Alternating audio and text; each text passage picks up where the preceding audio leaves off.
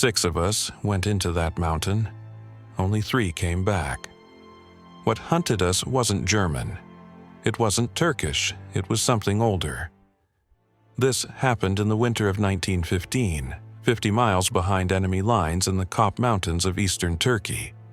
Command sent us to gather intelligence on Ottoman positions. Simple reconnaissance. In and out. But when you hear counting in the wind, 1, 2, 3, and the wind itself stops to listen, you know the mountain has opened something it should have kept closed.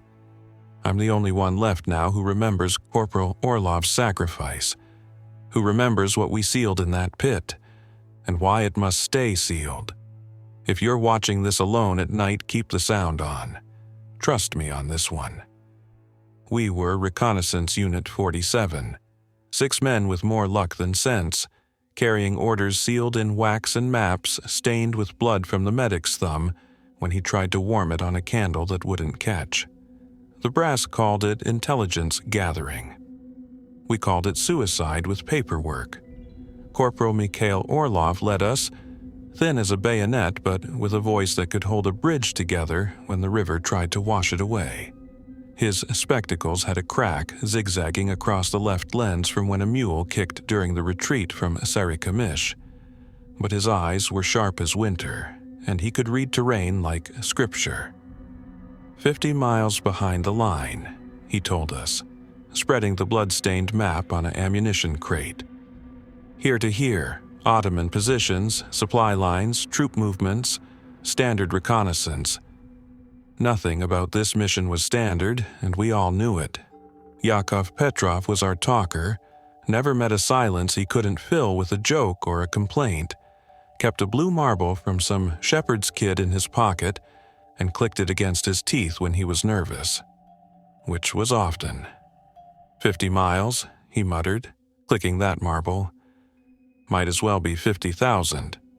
What's past the last outpost, Corporal? Dragons, Turkish wizards, Ottoman flying machines? Probably just Turks with rifles, Orlov replied dryly. Try to sound disappointed. Aram Vartanian, the volunteer from Van, was our best tracker. He whispered prayers in Armenian and carried pomegranate seeds that he'd suck soft and dry again in his glove, like they could remember summer better than we could. Lost his whole family in the deportations, volunteered the next day.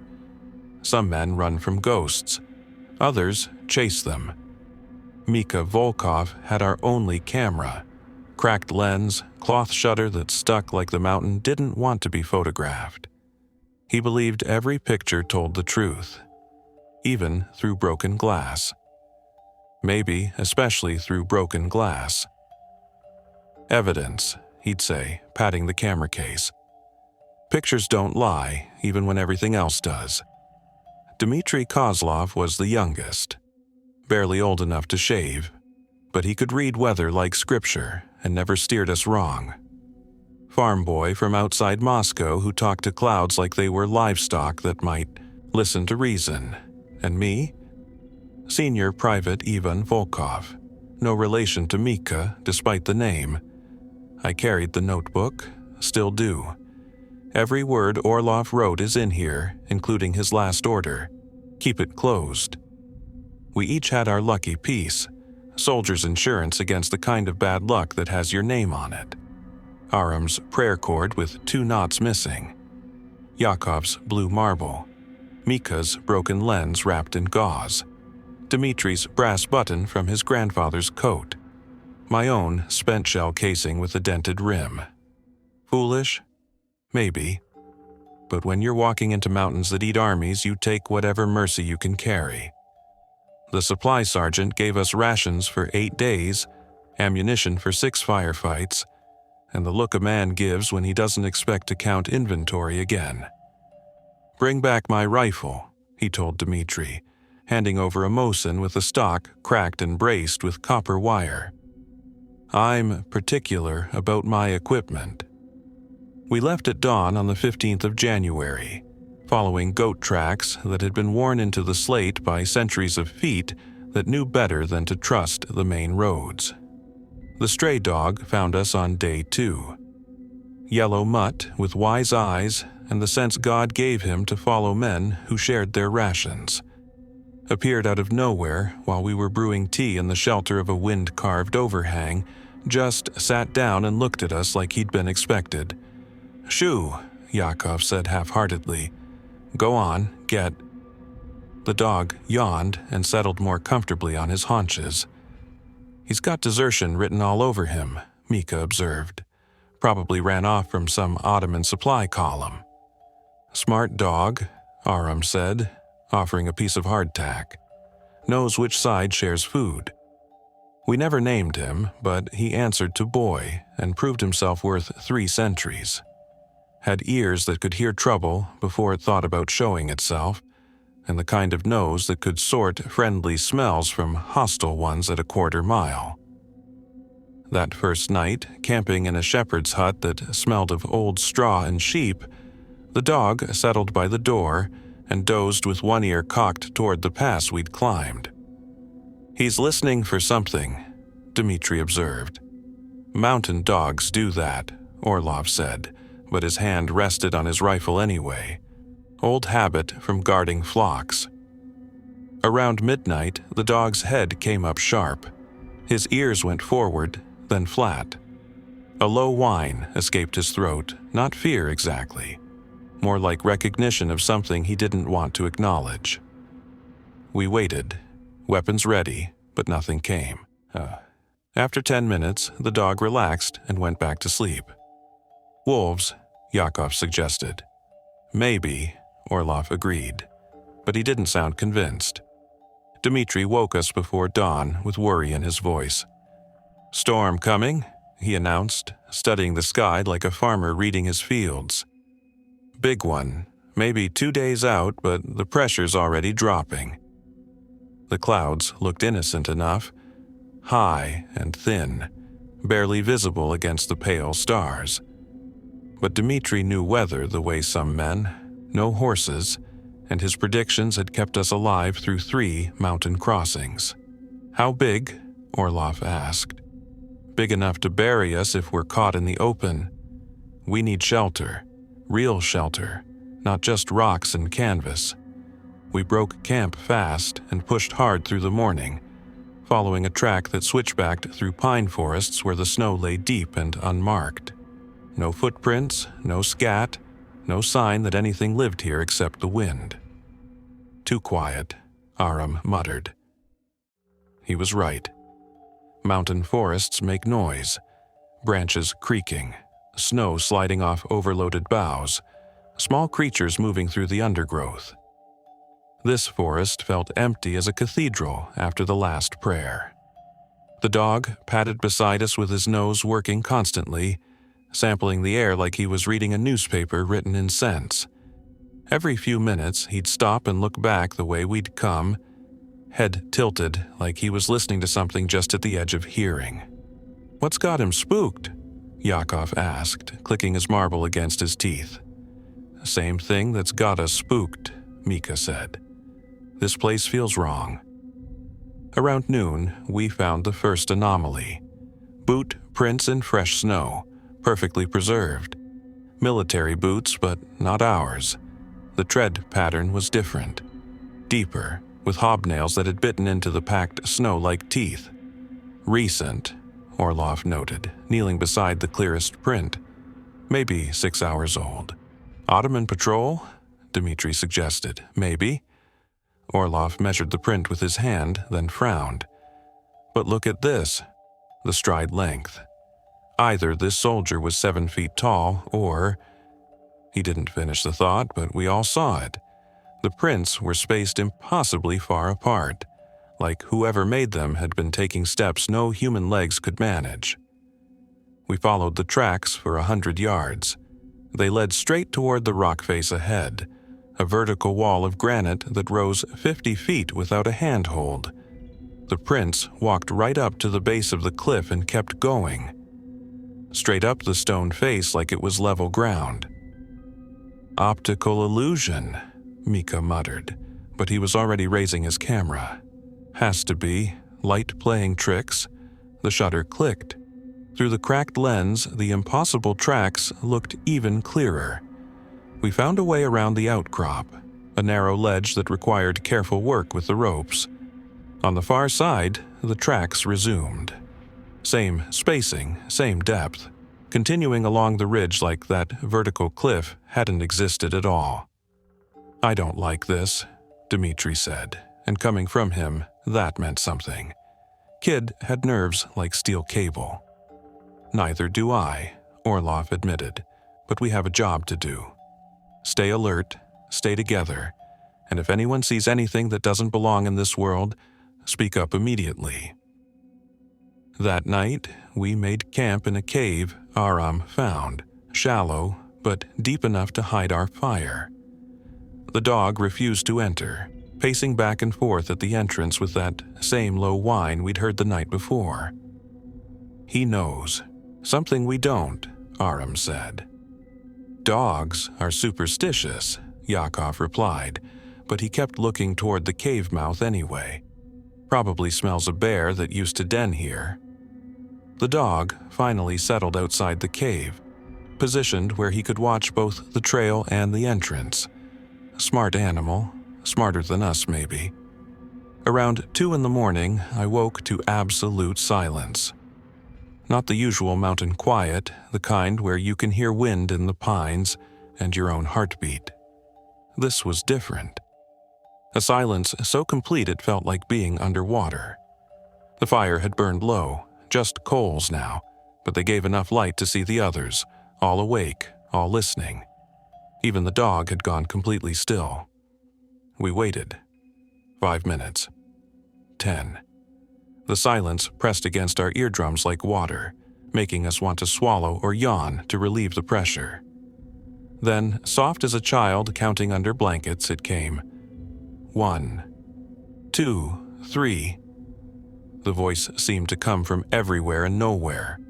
Not quite human, but close enough to make our skin crawl.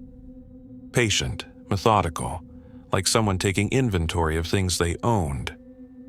Dmitri crossed himself. Aram's lips moved in silent prayer. Yakov's marble clicked faster against his teeth. "Wind," Mika whispered. "Just wind through the rocks." But we all knew better. Wind doesn't count. The voice paused after 3, like it was waiting for an answer. When none came, it started again. 1, 2, 3. This time, Orlov acted. He grabbed a handful of small stones and threw them hard against the back wall of the cave. The clatter echoed off the stone, sharp and immediate. The counting stopped. Normal sound rushed back like air into a vacuum. Wind in the trees, settling rocks, our own breathing. The dog shook himself and looked around like he was waking from a bad dream.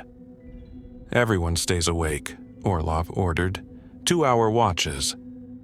And if anyone hears counting again, you wake the others immediately. We didn't hear it again that night, but none of us slept anyway. The storm Dmitri had predicted arrived with the dawn, driving snow horizontal across the peaks and turning the world into a white confusion that ended 10 feet from our faces. We huddled in the cave, sharing lukewarm tea and yesterday's bread, while the wind screamed through the peaks like something dying. "Could be worse," Yakov said, trying for his usual humor. "Could be raining." "Could be Turks," Mika added. "Could be quiet," Aram suggested pointedly. The dog had finally consented to come inside, but he lay with his head toward the entrance and his ears constantly moving, tracking sounds none of us could hear. By noon, the storm had blown itself out, leaving behind a landscape transformed. Drifts piled 20 feet high in the lee of rocks, while other spots were scoured down to bare stone. The familiar landmarks were gone, buried or changed beyond recognition. "We're lost," Dmitri admitted, studying his compass in the altered terrain. "Everything looks different. Not lost," Orlov corrected. "Redirected. The storm moved us off our planned route, but we can adapt. That's what reconnaissance units do." He spread the blood-stained map on a flat rock and weighted the corners with stones. We were here before the storm. Wind came from the northwest, so we've probably drifted southeast. If we climb that ridge there, we should be able to get our bearings. The ridge in question was a knife edge of exposed rock that looked like it had been designed by someone who hated human feet. But it was the highest ground available, and height meant visibility. We roped up and started climbing. Halfway to the top, the wind died. Not gradually, it didn't slack off or change direction. One moment it was pushing at our backs with steady force, the next it was gone completely, like someone had turned off a switch. The silence that followed was profound. No wind, no settling snow, no distant sounds of the world going about its business. Even our own breathing seemed muffled, as if the air itself had thickened. "I don't like this," Dmitri whispered. His words seemed to fall dead at his lips, making no echo off the surrounding rocks. That's when we saw the second anomaly. Below us, maybe 200 yards down the slope, a line of figures was moving across the snow. At first glance, they looked like a patrol. Men in winter gear, spaced for tactical movement, weapons at the ready. But they moved wrong. No human walks like that, a gliding motion, like they were floating an inch above the snow. And they cast no shadows, despite the bright sun reflecting off the white ground. "Ottoman patrol?" Yakov suggested, but his voice lacked conviction. Orlov raised his field glasses, studied the figures for a long moment. When he lowered the glasses, his face was pale. "They're not casting footprints," he said quietly. We all looked. He was right. The figures were moving across a virgin snow, leaving no trace of their passage, like ghosts walking on air. As we watched, the lead figure stopped and turned toward us. Even at that distance, we could see it had no face, just a smooth, flesh-colored oval where features should have been. The thing raised what might have been an arm and pointed directly at our position. Then the counting started again. 1, 2, 3. This time it was louder, more insistent, and it seemed to come from the faceless figure below us. "Move," Orlov ordered. "Now." Down the backside of the ridge, we descended fast, sliding down scree slopes and rappelling cliff faces with more speed than safety. Behind us, the counting continued, growing fainter but never quite disappearing. 1, 2, 3. 1, 2, 3. Always stopping at 3, never reaching 4. We didn't stop moving until we reached the shelter of a pine grove on the far side of the ridge. Only then did normal sound return. Wind in the branches, our own labored breathing, the dogs panting. "What were those things?" Dmitri asked. "Hallucination," Mika said firmly. "Altitude sickness, lack of oxygen, makes you see things that aren't there." "We all saw the same hallucination?" Aram challenged. "Shared delusion. It happens. Read about it in medical journals. But none of us really believed that. We'd all seen the smooth, featureless faces, all heard the counting, all felt the wrongness of their gliding movement across the snow. "We keep moving," Orlov decided. "Find better ground, set up a proper observation post, complete the mission. And if we see them again, we make noise, lots of noise. Whatever they are, they don't like sound." We found the entrance on day 5. Following a goat track through a maze of broken stone, we came upon a section of mountainside that looked different from the rest. More weathered, older, like it had been exposed to centuries more erosion than the surrounding rock. Set into this ancient stone was a wooden lintel, massive timbers black with age, held in place by iron straps that showed no rust despite their obvious antiquity. "Byzantine," Orlov noted, pulling out his notebook to sketch. "Maybe older.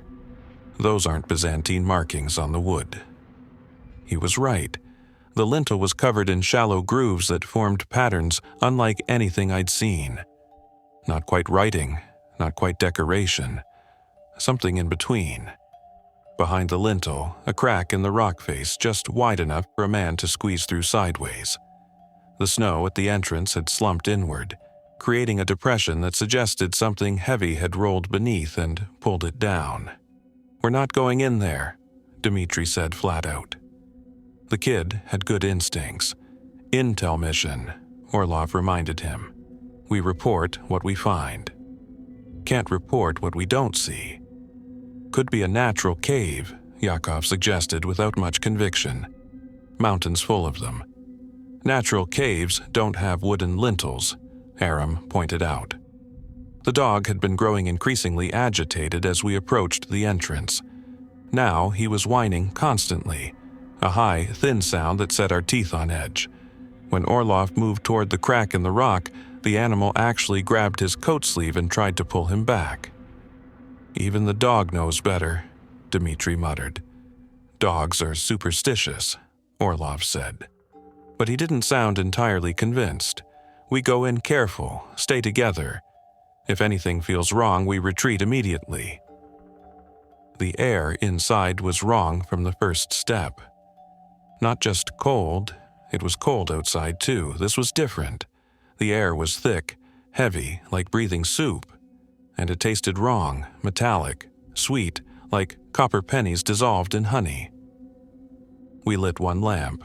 Aram cupped his hands around it to keep the flames small and directed. In the yellow glow, we could see the walls of a narrow corridor that stretched deeper into the mountain. The walls were covered in those same shallow grooves we'd seen on the lintel, but here, in the lamplight, they seemed to move. Not obviously. You had to look sideways to catch it, but the patterns were definitely shifting, rearranging themselves like text being rewritten by an invisible hand. "Armenian?" Yakov asked, squinting at the wall. "Not Armenian," Aram replied, his voice tight with unease. "Not Turkish. Not anything I recognize, but it's definitely language, or was once." The corridor sloped downward, following the natural contours of the mountain. Our footsteps echoed strangely. Not the sharp click of boots on stone, but a muffled thump, like we were walking on something soft. After maybe 50 yards, the passage opened into a chamber. It was roughly circular, about 30 feet across, with a domed ceiling that disappeared into shadows above the reach of our lamp. The floor was paved with fitted stones, worn smooth by centuries of use. In the exact center of the chamber sat a ring of bricks, 6 courses high, mortared with something that looked like ground bone mixed with clay. The craftsmanship was excellent, perfectly circular, perfectly level, built to last. It was a well, or what used to be one, but no water had ever flowed here. The smell that rose from the opening was organic but not natural, sweet rot and mineral heat, like flowers boiled in metal. It made our stomachs churn and our eyes water. "Jesus Christ," Micah whispered, and immediately looked around as if expecting to be struck down for blasphemy in such a place. We approached the well cautiously, held the lamp over the rim, and peered down. The light dropped and dropped, never hitting bottom. Just darkness so thick it seemed to push back against our vision. But there was something down there. Movement. Subtle, like water stirring in a deep pool. Beside the well lay a stone slab, flat and smooth as glass. It was roughly circular, sized to fit over the opening of the brick ring. Around its edges, more of those impossible grooves. They were deeper here, carved with more precision. And in the lamplight, they definitely moved, writing and rewriting themselves in patterns that hurt to look at directly. "It's a lid," Orlov realized. "Someone opened this. Recently." He was right. The slab had been moved aside, revealing the dark mouth of the well. And judging by the scrape marks in the dust, It had happened within the last few days. Who would open something like this? Dmitri asked. Before anyone could answer, the counting started again. Not from outside this time, from below, from the well itself.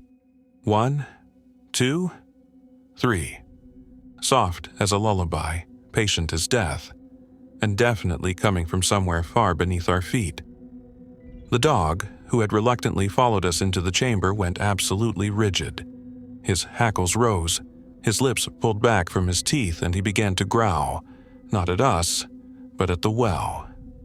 Then we saw the hands. They rose from the darkness like smoke given form, not flesh and blood. These were shadow hands, made of absence rather than substance. They felt along the rim of the well, the walls, the air itself, searching, testing. One brushed against Yakov's boot. He screamed, not from pain, but from the wrongness of the contact. He described it later as being touched by winter itself. Cold that burned. Emptiness that had weight. "Get that slab," Orlov barked. We dropped our packs and rushed to the stone lid.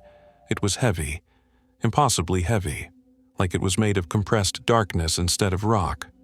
6 men straining together could barely lift one edge. The shadow hands reached higher. I saw a face in the pit for just one heartbeat, features all wrong, arranged like a child had drawn them from memory of a half-remembered nightmare.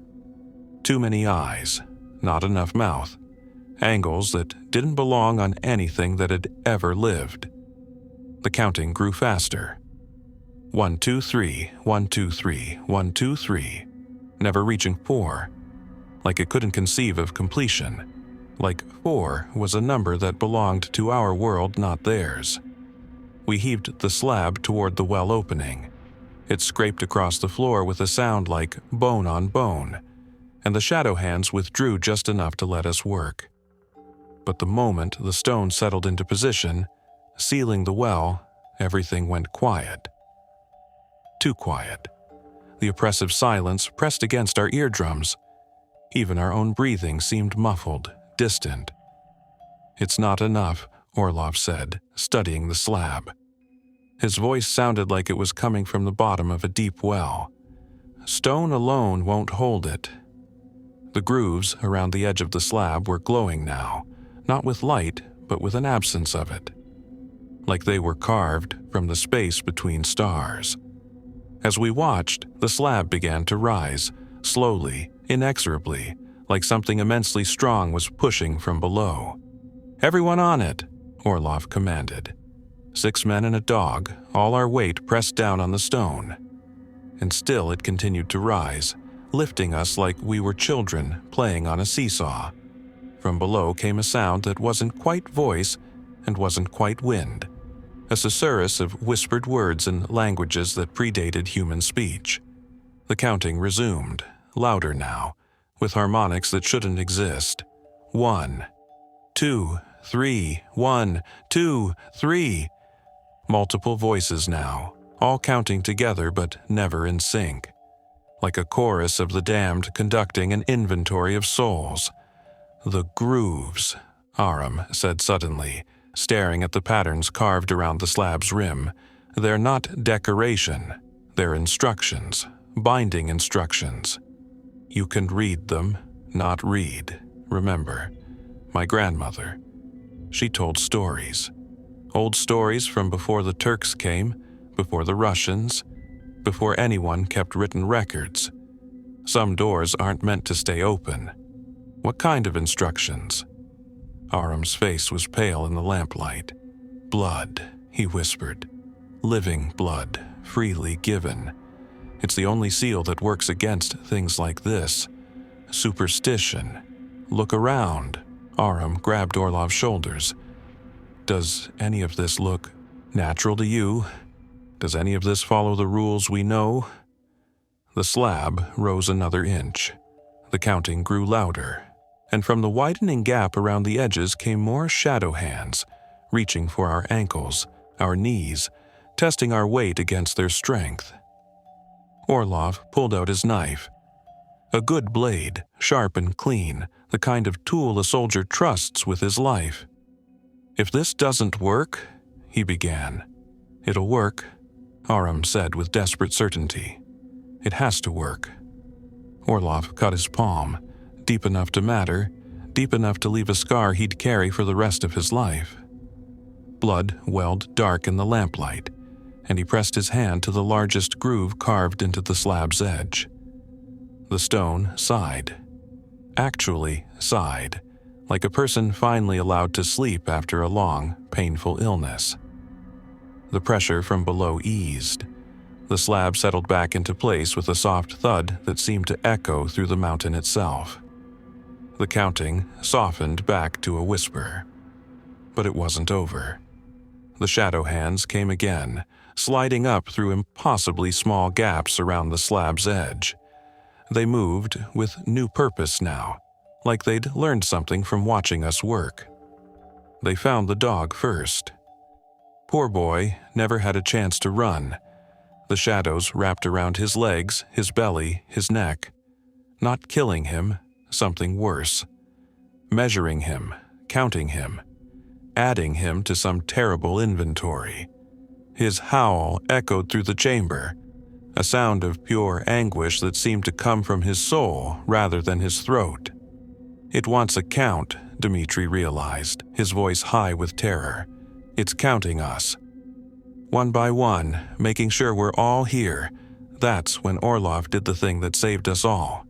He grabbed the dog, poor boy, still struggling in the grip of those shadow fingers, and threw himself onto the center of the slab, directly over the well mouth. "Get out!" he yelled. "All of you! Run!" The shadow hands wrapped around him instead, pulling him down against the stone. But instead of struggling, he pressed his bleeding palm to groove after groove, sealing them one by one with his own life. "The charges!" Mika remembered our explosives. "We can blast it shut." "No!"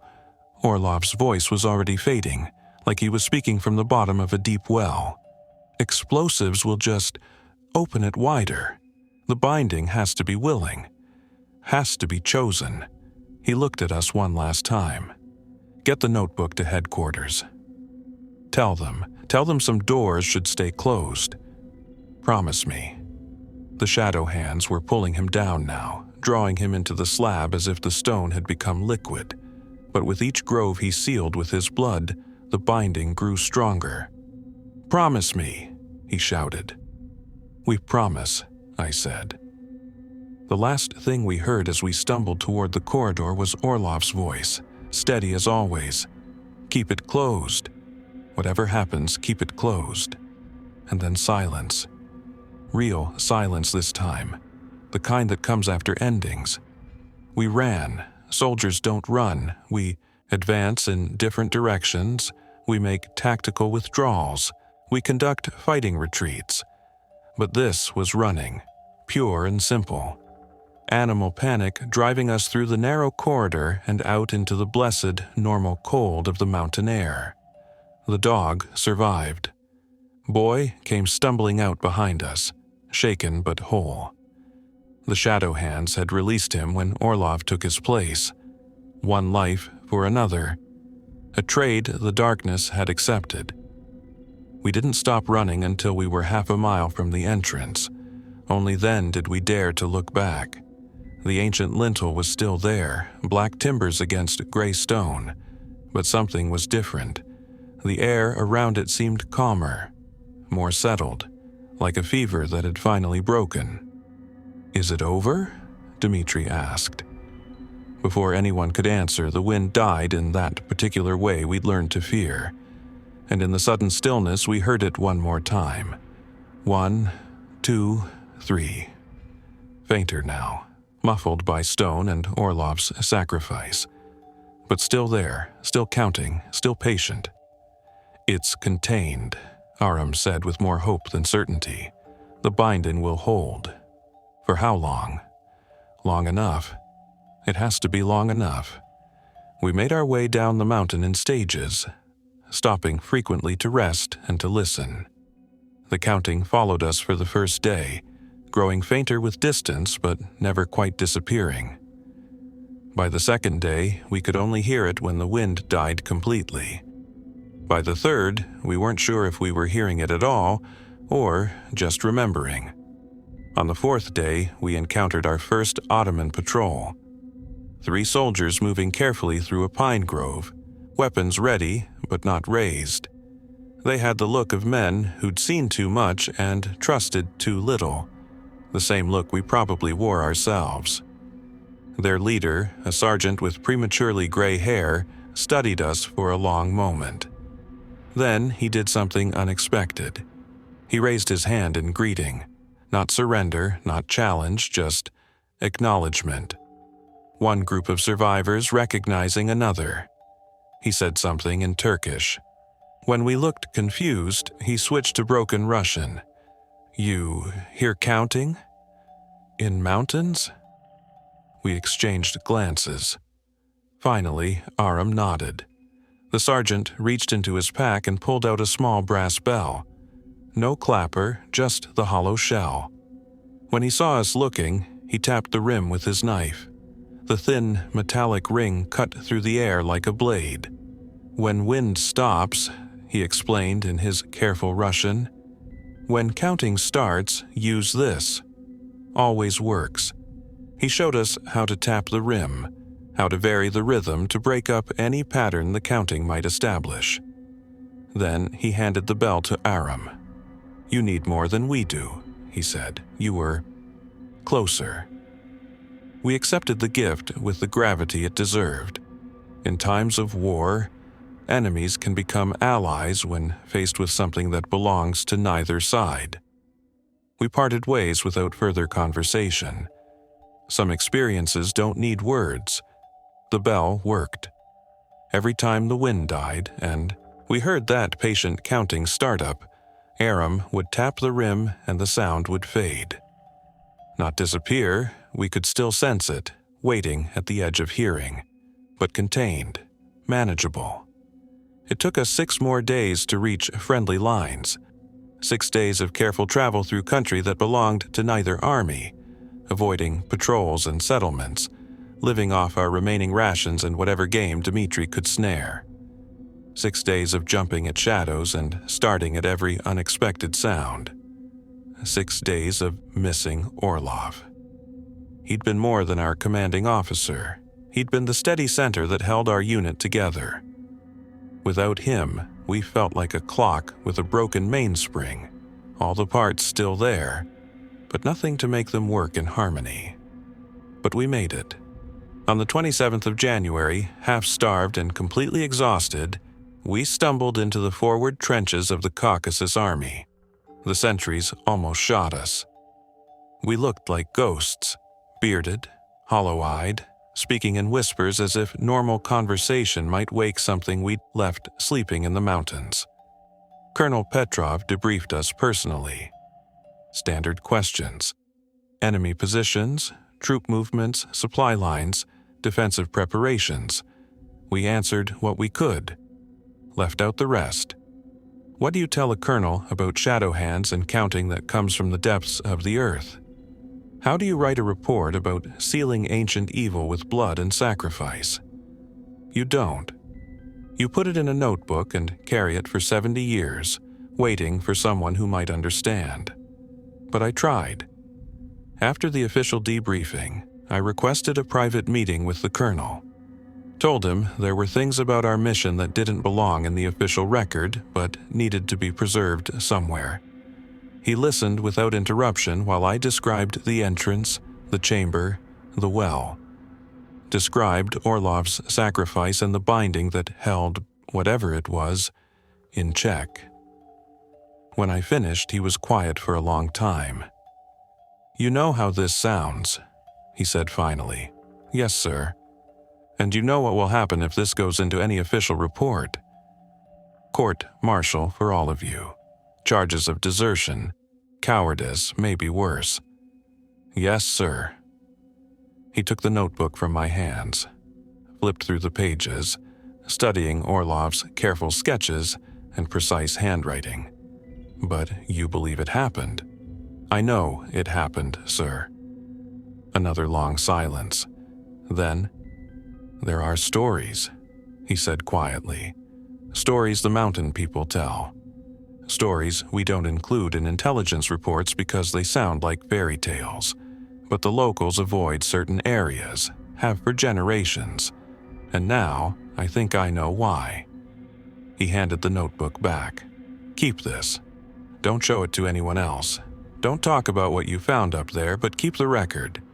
Someday, someone might need to know. Yes, sir. And Volkov?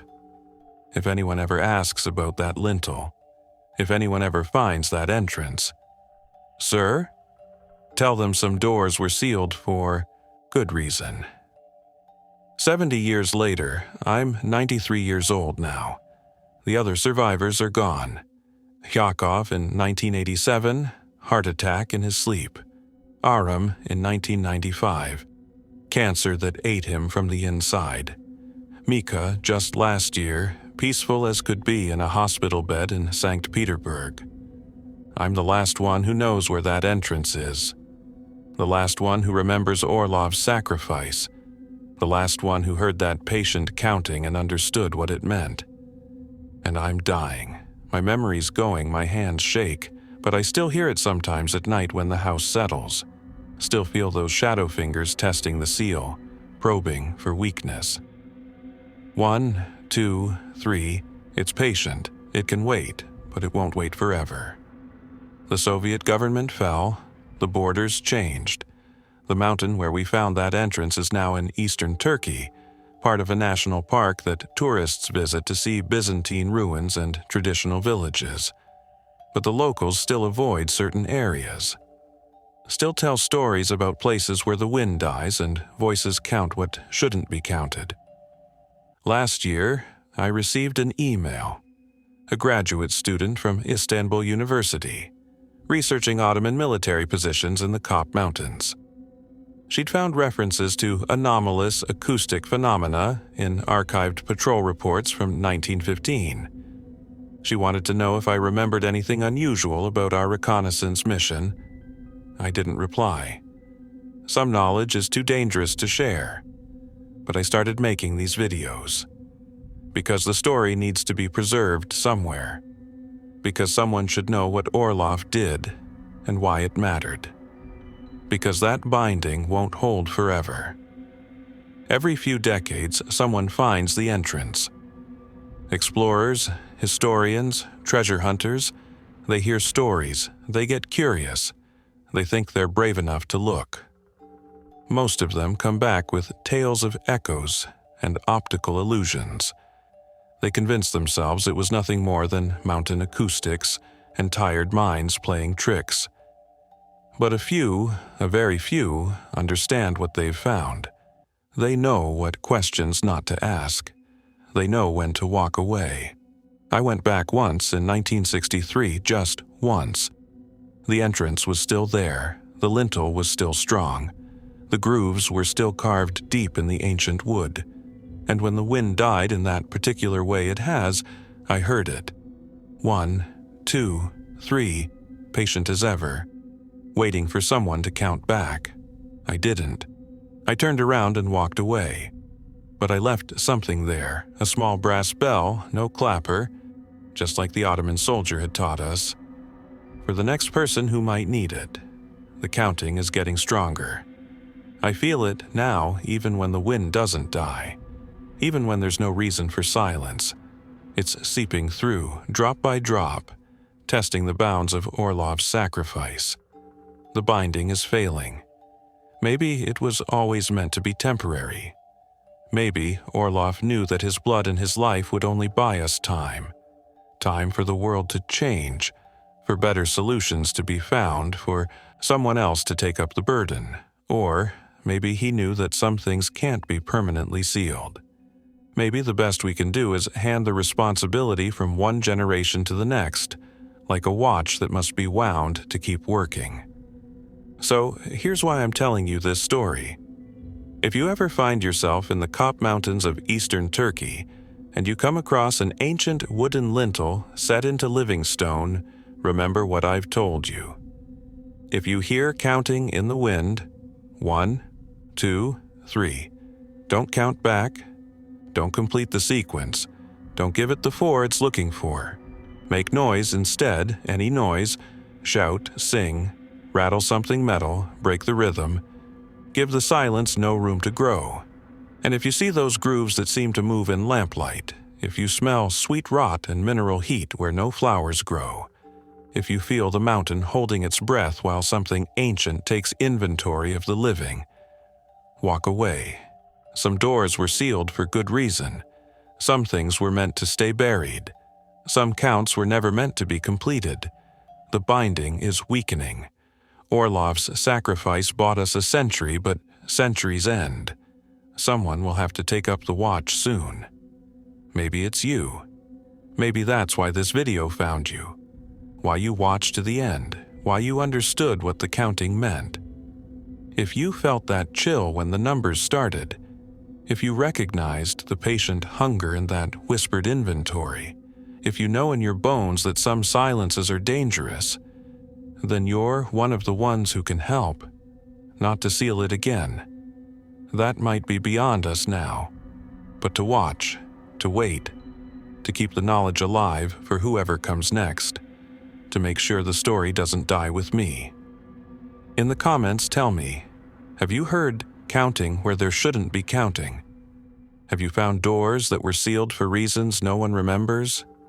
Have you walked in places where the wind dies and shadows move with purpose? I'd like to know I'm not the only one keeping watch. And remember, if the wind dies suddenly while you're reading this and you hear that soft whisper starting to count, don't let it reach 4. 1, 2, 3.